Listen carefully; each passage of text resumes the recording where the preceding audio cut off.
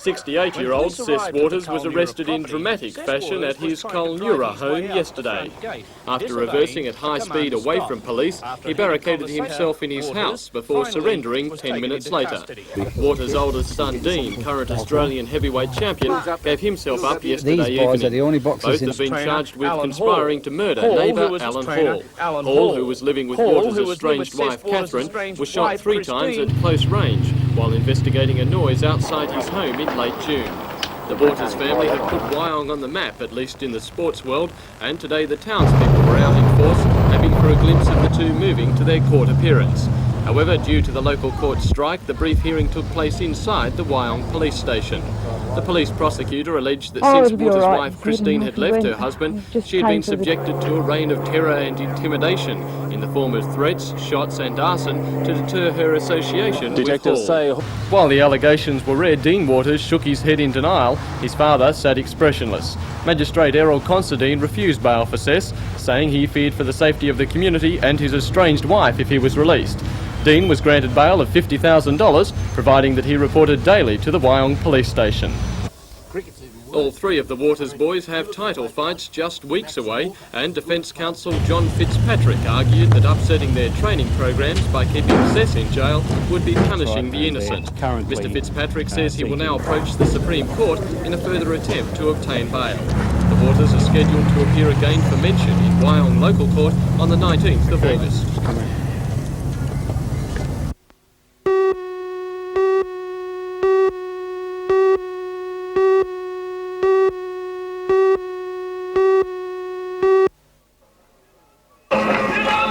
While many are celebrating Australia's Bicentenary, Wyong Public School has the happy task of also commemorating its own centenary. And what better way to mark the occasion than a pageant of the school's past in dance and drama. While it may seem just yesterday to older folk, for these 7-year-olds the swinging 60s are ancient history. Although by the way they took to today's performance, it could mean the start of a dance revival. One could also be forgiven for thinking some of their parents were remembering their own days on the dance floor. Wyong Public School began in a small way in the centre of town in 1888 and moved to its new location and buildings in 1979. It now has more than 500 infants and primary students who have spent the past 6 months practising routines for today's stage show for family and friends. Among the guests, a group forming a special part of the school's history. These faces were all class members in a very new Wyong Public before 1909. Minister for Education Dr Terry Metherall was specifically requested not to attend the day by staff and parents angry at his changes to the education system. In his place, Regional Director of Education Bob Nichols took in the displays and dedicated a plaque to the school commemorating the day.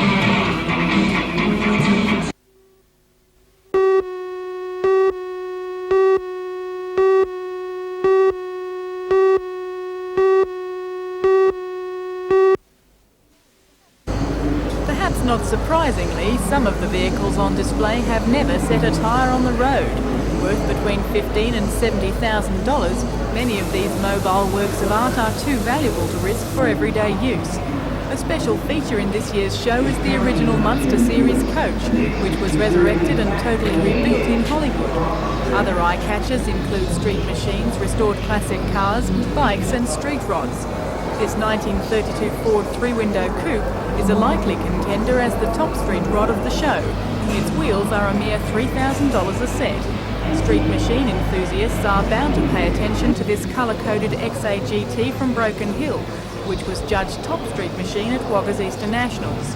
And this highly modified VL Commodore Calais won the Summer Nationals in Canberra.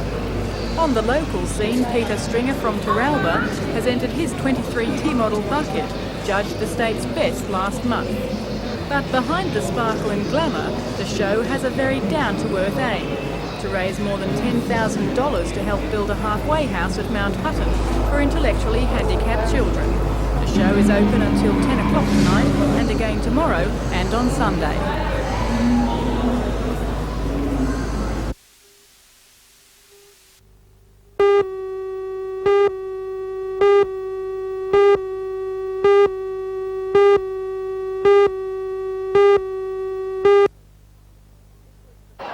It was the final day of the Wallsend Festival, and every man and his dog turned out to ensure the big event ended on a high note. The day began with a colourful street parade. Hundreds lined the footpaths to see the procession, which was jam-packed with vintage cars, marching girls, a big band, and of course lots and lots of smiling children. And for the older members of the crowd, this horse and buggy provided a trip down memory lane. To add to the festival atmosphere, all the stores in the main shopping centre threw open their doors, while some traders operated stalls on the sidewalk. It was a fitting end to a wonderful festival, and there were plenty of people more than willing to drink to that.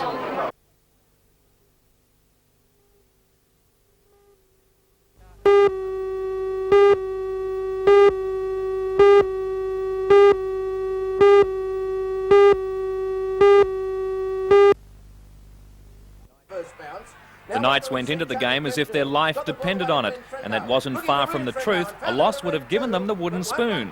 Before 19,000 Knights fans, Tony Kemp started the try feast in the 18th minute. Tony Kemp with the ball. Can he gather the ball? Kemp gathers the ball. Strong. Oh yeah! Midway through the second half, North's danger man Clayton Friend was sin-binned for 5 minutes. That was all the breathing space Newcastle needed to run in try number 2. The Knights started the second half in spectacular style, running in 3 tries in the first 12 minutes. With a good ball inside to Sam Stewart. They won't catch Stewart. Stewart will go and score now. Go the big fella. He popped, would you believe? Gave it back to David Boyd. Boyd near the line. Got the ball away to Kemp, and Kemp will score. Yes, sir. Wasn't Brian Jeff Doyle. Both sides were playing it tough, and midway through the second half, tempers flared. 4 players were sin-binned for 10 minutes, including the Knights' Glenn Miller and David Boyd. In a display of fine backing up, Newcastle kept their best try for last. Pass away to Tony Townsend. Townsend will go very close to score. He got away to Tony Kemp. Kemp going backwards, staying up. Gave the ball now to Sam Stewart when he held his feet. Out wide it goes this time to Goran forward. Turn away to Brian Quinton. Quinton will score. Oh yeah, oh yeah.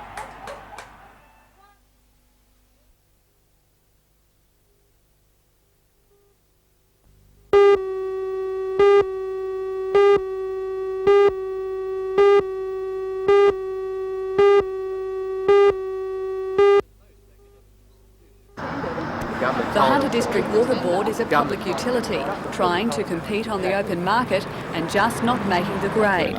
To find out why, a committee has been set up to review construction problems. The board has recently tendered for 2 jobs. Neither has been a success. Bad weather was blamed for a cost blowout on the just-finished Largs sewerage scheme, while the East Branxton sewerage scheme has a potential cost overrun of $400,000. It won't be finished before September, at least 3 months overdue. This time, low productivity is the problem, and Water Board President Alan McLaughlin lays the blame fairly and squarely with everyone concerned, from management through to the supply of materials and the labour force itself. Should everybody be nervous? I don't think anybody needs to be nervous. What we're reviewing is practices. What we want to do is improve our performance, and the only way one can do that is to find out where improvement can be made. So no, it's not a question of nervousness. Is it likely that jobs will be lost? I can't answer that until we know what the outcome of the committee is. It could be that the construction workforce needs to be restructured, but that's a matter which we'll have to consider when the construction committee makes its report. But the Employees Association says it's not too soon to talk about protecting jobs. It's prepared to negotiate work practices, but will not concede that jobs must go. If the need is there to change work practices, well, sure, this union's always prepared to look at those, because after all there has been some 40-odd restructures in the last 5 years here on the Water Board. And if 1 or 2 more are needed, sure, we're prepared to have a look at that. But as far as conceding jobs to go, no way. Whether the board's decision to tender aggressively for contracts is politically inspired is not clear, but the board is under pressure to perform. It insists ratepayers won't suffer if the bid for commercial viability fails. However, other measures may have to be considered. We'd have to find either other work for our construction workforce to do, and there's plenty of that available, or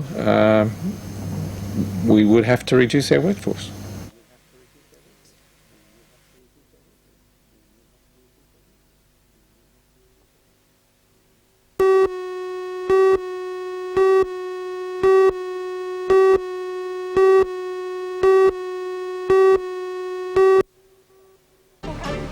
Good afternoon, I'm Ross Hampton.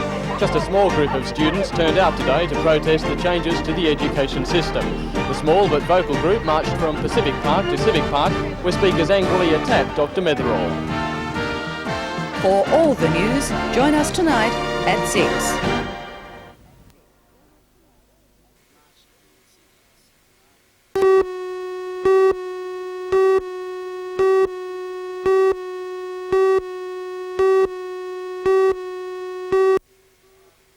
Schools, service groups and charitable organisations from all over Australia have been attracted by the Red Nose Appeal to help fund research into cot deaths. The Toronto Workers Club raised their donation through raffles, a variety show and the sale of 500 plastic red noses.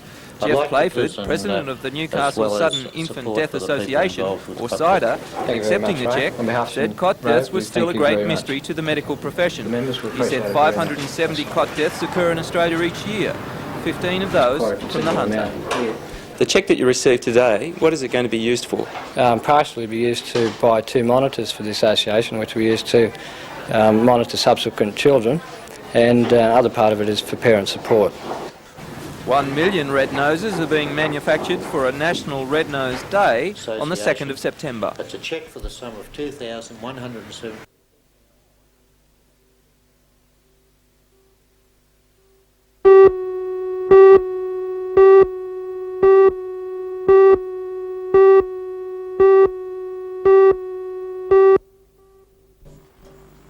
This is one of the last pictures taken of Andrew Jenkin. Andrew contracted leukemia in 1985 and spent much of the next 3 years in the Royal Newcastle Hospital. He died on the 4th of July this year, but not before his courage had an impact both on hospital staff and fellow students at Katara High. After his death, Andrew's parents asked that instead of flowers, a donation be made to the hospital. Inspired by their fellow pupils, several Year 11 students, including Andrew's younger sister Anne-Marie, also collected money from pupils and staff to add to that amount. Today saw the culmination of their work with a presentation of $401 to the Royal, accepted on behalf of the Oncology unit by Publicity Officer Noel Carter. Everybody who contributed to this.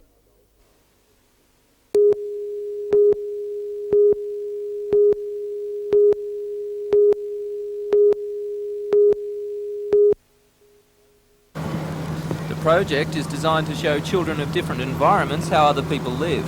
Today, half of each school transferred to the other, and tomorrow the remaining halves change. At Barnsley today, the Belair students learnt some of the area's history, went for a bushwalk and learned to make a damper. What do you think the point of the day is today?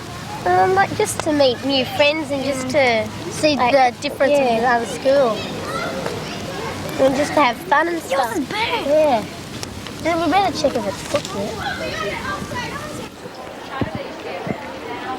At Belair, the wet weather hampered proceedings, but there was a walk to Garden City. While some of the children worked on computers, kindergarten students from Barnsley were a little overawed by the day. When we come past Barnsley, there's horses and cows sometimes down in the meadow somewhere. There's no horses or cows around here? No. Is the school at Belair much different to the school that you go to? Yes. In what way? Big.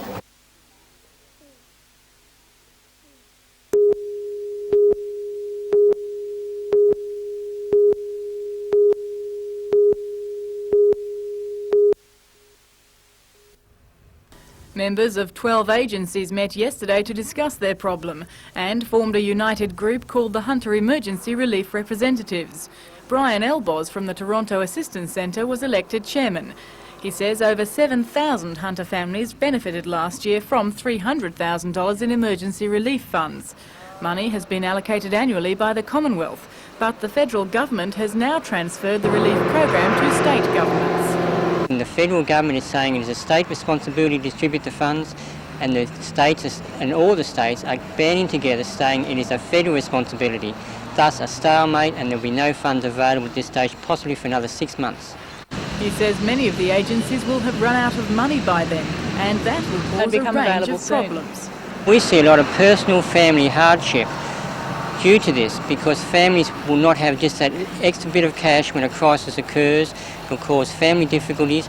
family breakdowns, and the bureaucracy will get the blame for it, particularly the federal and state governments. The transfer of funds to the states has already taken effect, and Mr Elboz is concerned money might be used elsewhere, unless agreement can be reached about who is responsible for distributing funds. The state government says it will hand the responsibility back to the federal government. Back to the states. It must be now seen as a political football, and I'm quite sure we need to decide where the care is involved, whether it is the state government is going to show more care or the federal government.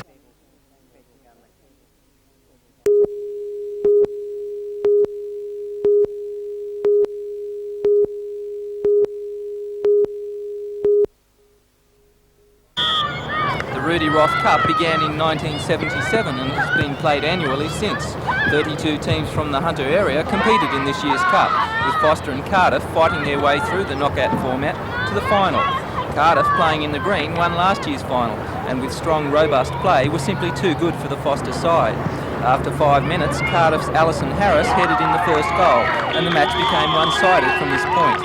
More goals came from Susan Walton, Lisa Hutton and Belinda Locking. The final score, 4-0. Later tonight, the finals of the Bill Turner's Cup for schoolboys is to be played between Fig Tree High and St Peter's Maitland.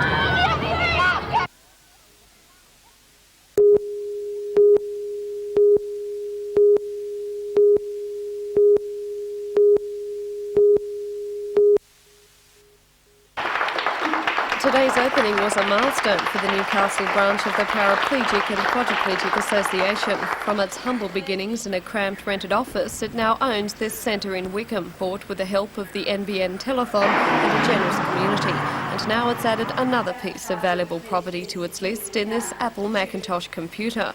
Funded by the Newcastle City Council through the Hunter Area Assistance Scheme, the computer is the backbone of what ParaQuad Publishing Group member Anthony Cleary believes could become a vital link in the lives of many of the region's physically disabled. If this sort of thing wasn't around, they would be, a lot of them would be doing mindless things, watching TV or just reading books, forever amen. Already the branch has achieved much in the production of these newsletters, but the new equipment now opens the door on activities such as graphic design, desktop publishing, data processing and even music production. It's a giant step forward in a community, Anthony says, is finally starting to realise the standard of work the Hunters physically disabled are capable of. We're getting a lot of support now from neighbourhood watchers. They are starting to approach us because the quality of the work we are producing is far superior to what these groups are producing themselves. So the word is slowly starting to spread, and we are starting to get a full day's work, so to speak.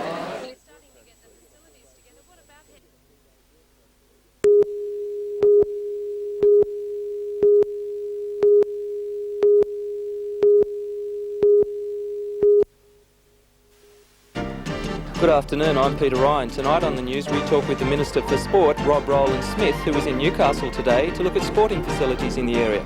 The Minister has granted $1.6 million to build a trotting track behind the International Sports Centre. For all the news, join us tonight at 6.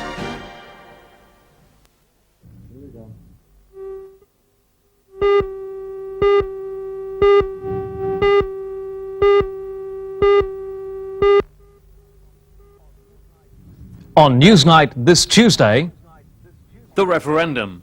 The federal government wants to change our constitution. The opposition says hands off.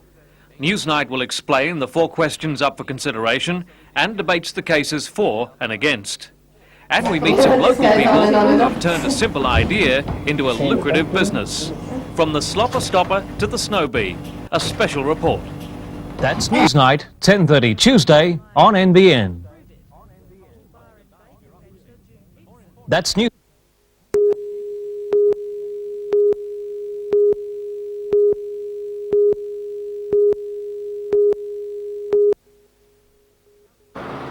The couple was arrested this afternoon following extensive police inquiries. Detectives laid charges at Toukley, and the husband and wife will appear in court tomorrow in relation to bail. The pair are charged with the murder of service station operator Donald Ross Kelly at his Charmhaven business on July the 7th.